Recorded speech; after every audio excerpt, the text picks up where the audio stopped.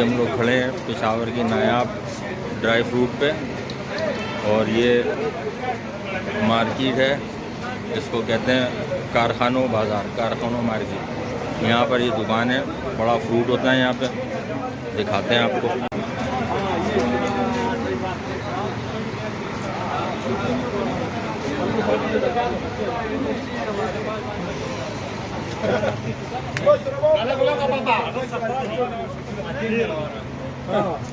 इसमें शहद के